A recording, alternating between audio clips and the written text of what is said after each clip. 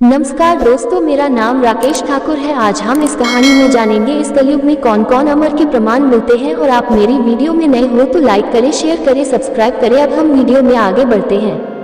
भगवान राम का काल ईसा पूर्व 5000 वर्ष पूर्व रहा है, अर्थात आज से 7000 वर्ष पूर्व। हालांकि पुराणों की धारणा कुछ अलग है। रामायण काल के वैसे तो कई लोग आज भी जिंदा हैं, लेकिन यहाँ 5 के बारे में संक्षिप्त जानकारी मिलती है, तो हम सब मिलकर जानेंगे इस वीडियो में। और आज भी भारत देश में उनके सबूत मिलते हैं। नंबर 1 पर आते हैं हनुमान जी। प्रभु श्री राम के भक्त हनुमान जी आज भी जिंदा है। प्रभु श्री राम और माता सीता की कृपा से वे कलयुग के अंत तक इस धरती पर रहेंगे और साक्षात सबूत मिलते हैं और आज भी भारत देश में पूजा जाता है श्री हनुमान जी को। नंबर 2 पर जानेंगे विभीषण जी। भगवान श्री राम ने रावण के अनुज विभीषण को अजर अमर होने का वरदान दिया था। विभीषण जी चिरंजीवियों में एक है और अभी तक विद्यमान है। श्री हनुमान जी की तरह चिरंजीवी होने का वरदान मिला है। तो दोस्तों, हम सब चलते हैं विभीषण जी के मंदिर की ओर। विभीषण जी का मंदिर स्थित है भारत के राजस्थान में। विभीषण का मंदिर स्थित है। विभीषण जी का मंदिर राजस्थान के कोटा के कैथून कस्बे में विभीषण का मंदिर उपस्थित एक बड़े भूभाग पर फैला हुआ है, जहाँ विभीषण की विशाल मूर्ति की विधिवत पूजा होती है। इस प्राचीन मंदिर का निर्माण 4वीं सदी में हुआ माना जाता है। यहाँ हर वर्ष मार्च के माह में भव्य मेला लगाया जाता है।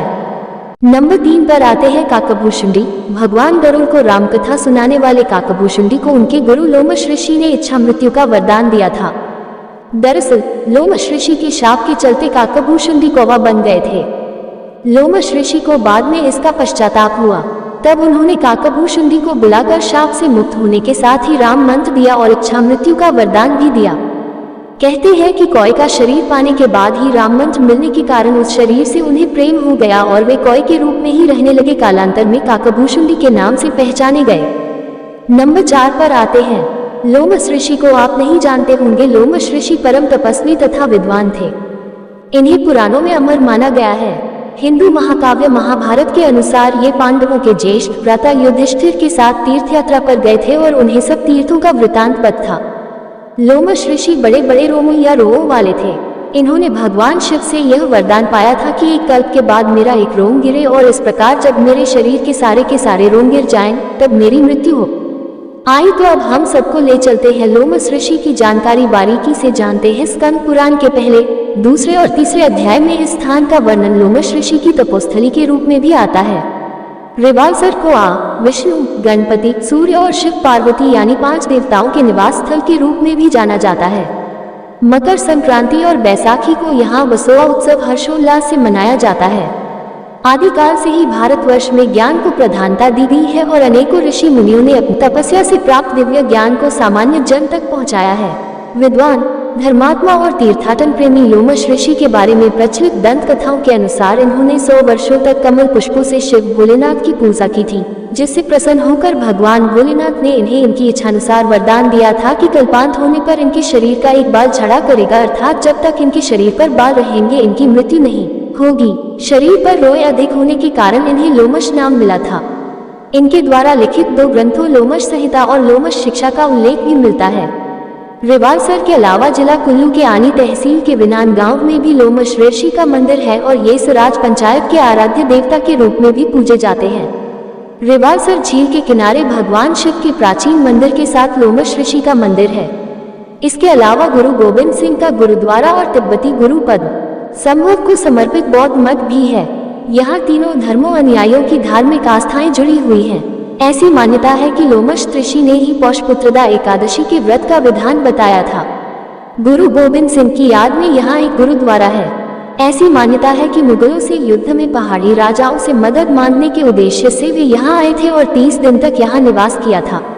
बाद में 1930 में मंडी के राजा जोगिंदर सेन ने यहाँ गुरुद्वारे का निर्माण करवाया था।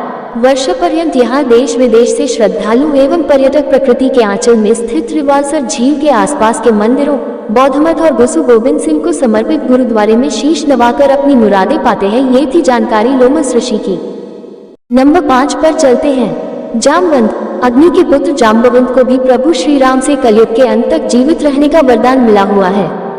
माना जाता है कि देवासुर संग्राम में देवताओं की सहायता के लिए जामवंत का जन्म अग्नि के पुत्र के रूप में हुआ था। उनकी माता एक गंधर्व कन्या थी। सृष्टि के आदि में प्रथम कल्प के सतयुग में जामवंत जी उत्पन्न हुए थे। जामवंत ने अपने सामने ही वामन अवतार को देखा था। वे राजा बलि के काल में भी थे। राजा बलि से 3 पग धरती मानकर भगवान वामन ने बलि को चिरंजीवी होने का वरदान देकर पाताल लोक का राजा बना दिया था। वामन अवतार के समय जामवंत जी अपनी युवावस्था में थे। जामवंत को चिरंजीवियों में शामिल किया गया है। जामवंत जी भी अमरता के रूप में भी आते हैं। नंबर 6 पर चलते हैं मुचुकुंद। माधाता के पुत्र मुचुकुंद त्रेतायुग में इक्ष्वाकु वंश के राजा थे। मुचुकुंद की पुत्री का नाम शशभागा था। एक बार देवताओं के बुलावे पर देवता और दानवों की लड़ाई में मुचुकुंद ने देवताओं का साथ दिया था, जिसके चलते देवता जीत गए थे। तब इंद्र ने उन्हें वर मांगने को कहा। उन्होंने वापस पृथ्वीलोक जाने की इच्छा व्यक्त की। कहते हैं कि तब इंद्र ने उन्हें बताया कि पृथ्वी पर और देवलोक में समय का बहुत अंतर है, जिस कारण अब वह समय नहीं रहा और सब बंधु मर चुके हैं, उनके वंश का कोई नहीं बचा। ये जान मुचुकुंद दुखी हुए और वर मांगा कि उन्हें सोना है। तब इंद्र ने वरदान दिया कि किसी निर्जन स्थान पर सो जाए और यदि कोई उन्हें उठाएगा तो मुचुकुंद की दृष्टि पड़ते ही वह भस्म हो जाएगा। द्वापर में जब काल्यवन और कृष्ण में दंत युद्ध हो गया, तब काल्यवन श्री कृष्ण की ओर दौड़ा। श्री कृष्ण तुरंत ही दूसरी ओर मुंह करके रणभूमि से भाग चले और काल्यवन उन्हें पकड़ने के लिए उनके पीछे पीछे दौड़ने लगा। श्री कृष्ण लीला करते हुए भाग रहे थे। काल्यवन पग पग पर यही समझता था कि अब पकड़ा तब पकड़ा। इस प्रकार भगवान बहुत दूर एक पहाड़ की गुफा में घुस गए। उनके पीछे काल्यवन भी घुसा। वहां उसने एक दूसरे ही मनुष्य को हुए देखा। उसे देखकर काल्यवन ने सोचा, मुझसे बचने लिए श्री कृष्ण इस तरह भेष बदलकर छुप गए हैं। देखो तो सही, मुझे मूर्ख बनाकर साधु बाबा बनकर सो रहा है। उसने ऐसा कहकर उस सोए हुए व्यक्ति को कसकर एक लात मारी। वह पुरुष बहुत दिनों से वहां सोया हुआ था। पैर की ठोकर लगने से वह उठ पड़ा और धीरे धीरे उसने अपनी आंखें खोली। इधर उधर देखने पर पास ही काल्यवन खड़ा हुआ दिखाई दिया। वह पुरुष इस प्रकार ठोकर मारकर जगाए जाने से कुछ रुष्ट हो गया था। उसकी दृष्टि पड़ते ही काल्यवन के शरीर में आग पैदा हो गई और वह क्षण भर में जलकर राख का ढेर हो गया। काल्यवन को जो पुरुष गुफा में सोए मिले वे इक्ष्वाकुवंशी महाराजा मांधाता के पुत्र राजा मुचुकुंद थे। इस तरह काल्यवन का अंत हो गया।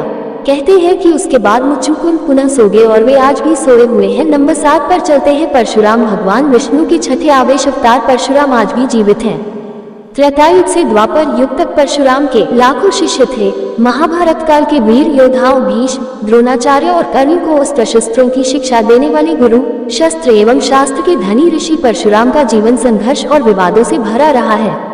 सतयुग में जब एक बार गणेश जी ने परशुराम को शिवदल से रोक लिया तो रुष्ट परशुराम ने उन पर परशु प्रहार कर दिया, जिससे गणेश का एक दांत नष्ट हो गया और वे एक दिन कहलाए। त्रेतायुग में जनक, दशरथ आदि राजाओं का उन्होंने समुचित सम्मान किया। सीता स्वयंवर में श्री राम का। द्वापर में उन्होंने कौरव सभा में कृष्ण का समर्थन किया और इससे पहले उन्होंने श्री कृष्ण को सुदर्शन चक्र उपलब्ध करवाया था।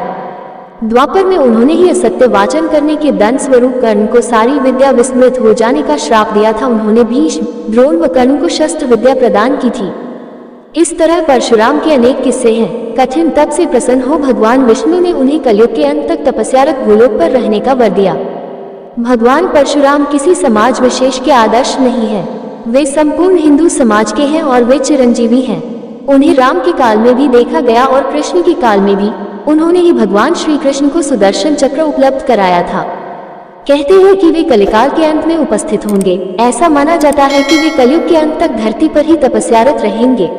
पौराणिक कथा में वर्णित है कि महेंद्रगिरी पर्वत भगवान परशुराम की तप की जगह थी और अंततः वह उसी पर्वत पर कल्पांत तक के लिए तपस्यारत होने के लिए चले गए थे। तो दोस्तों, ये थी कहानी जो अमरता की गिनती में आते हैं। आप सभी को यह वीडियो में सीखने को क्या मिला मुझे कमेंट बॉक्स में जरूर लिखें।